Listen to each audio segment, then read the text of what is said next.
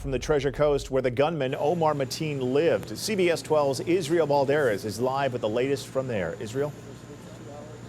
Well, we are live in Fort Pierce. I'm going to step out of the way and show you where Omar Mateen lived. This is a condo unit area. He lived in Building 2, Unit 107. This is an area that is just a few blocks away from Virginia Avenue. We're less than a mile away from Indian River State College. That's where Omar went to school. This is where he grew up. There's a lot of connections to the Treasure Coast when it comes to Omar Mateen. His family, his mosque is here. And my colleague, Linda Figueroa, she has spent all day long speaking to people here who apparently, they were quite shocked to find out that somebody here is responsible for one of the biggest mass killings. Crime. Exactly.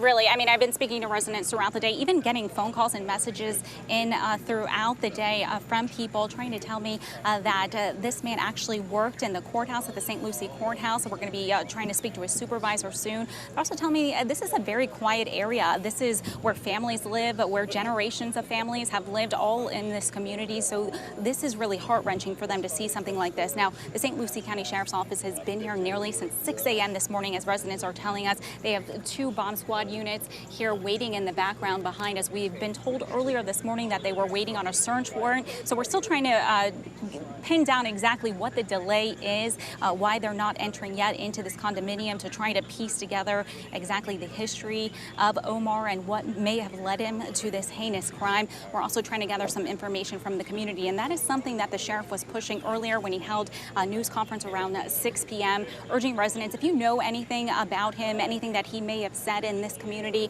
reach out to them. We do have the FBI tip line that will be on our website, cbs12.com, also releasing a statement on Facebook just a short while ago from the sheriff. And actually, I do have the number for that tip line, 754-703-2000. And they say they're working with several agencies, the FBI, the FDLE, they have the Fort Pierce Police, the St. Lucie Sheriff's Department. So a lot of agencies working together, and whatever information they gather here, they're going to send it to Orlando, and that will be released officially. But as with the nature of such a heinous crime and such violence, they're taking extreme caution. They don't want anyone else hurt, and preventing any kind of casualties or anything further to happen to anyone, especially their law enforcement that are here waiting to enter into this condominium. That's right. And it's not only the neighbors who've been touched, it's also Omar Mateen's family. His family lives in Port St. Lucie. That is the other area where law enforcement has spent all day investigating Omar's connection to this area, and it's also where my colleague Corey Pippin has spent all day also speaking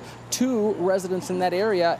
And Corey, the idea that someone who's responsible for this mass killing living there, I imagine it's just got to be bewildering for a lot of people there.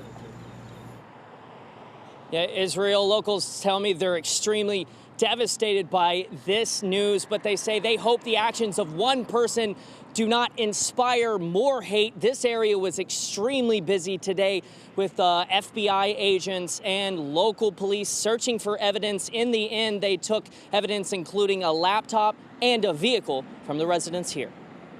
Federal agents could be seen just after 3 p.m. removing items including an iMac laptop from inside the home on Bayshore Boulevard and loading them into an SUV. Minutes later, investigators began searching inside and under 3 cars parked in the yard of the home and took pictures of a BMW, which was later taken away. Authorities were seen collecting bags of evidence from items inside the vehicles as well. Police had been blocking off the area since early in the morning and waiting for a search warrant before entering the home.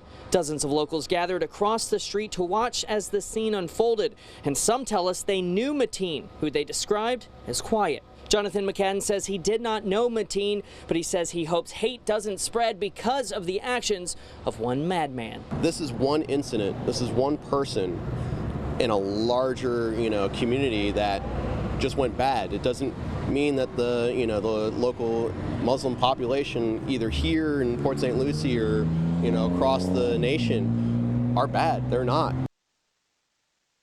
I also spoke to a man who did not want to speak on camera, but he tells me he worked with Mateen recently. He said Mateen would have severe mood swings and was actually asking him about things like guns and ammo as recently as last week. Reporting live, I'm Corey Pippin. Back to you, Israel. Well, and CNN reporting that the man behind the deadliest mass shooting in U.S. history mentioned ISIS in a 911 call during the attack. That is still being investigated, but there are a group of people here just about 2 miles south of where I'm located, where this morning when they heard about what had happened in Orlando, their thoughts were, please don't let this be someone who practices the Muslim religion. And then when they found out that, yes, that was indeed the case, they were hoping that this individual did not have connections to the Islamic Center of Fort Pierce, and it turned out that Omar Mateen has been a member there for more than 13 years. The imam today let us in to talk to him after Sunday prayers, and he told me that today when he prayed, he shed tears for all those who died.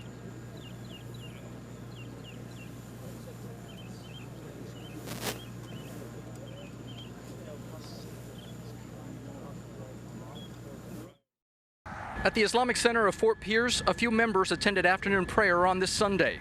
Word spread quickly today that one of their own was being called the man responsible for a mass killing in Orlando. I was shocked, and I felt so bad for all the innocent poor people who were killed. Imam Saeed Shafiq Rahman, who didn't want to show his face on camera out of concern for his safety, has led this mosque for 13 years. This entire time, he says, he has known Omar Mateen's family, his wife, sisters, and father as members, saying Mateen attended perhaps once a week, and he'd bring his 3-year-old son to Friday prayers. I moved to Fort Pierce in 2003. And here and there I will see him every now and then. Imam Rahman says Mateen was the kind of attendee that would come in, pray, and leave. He says he never sensed a radicalized man, and his family is known around the mosque as good volunteers. In today's prayer, the imam says he cried over this senseless mass killing, and his message to all members of the Muslim community, just ignore any call for violence. Whenever I see somebody, particularly that I feel that he talked like, I say, don't be extremist, because there is no room in Islam for these kinds of things. Now, I interviewed the imam at around 4 o'clock, and he told me that no one from the FBI, the FDLE, or local law enforcement had come by to interview him about Omar's membership at the mosque. We also know that the FBI investigated a relationship between Omar and Moner Mohammed Abu Salah.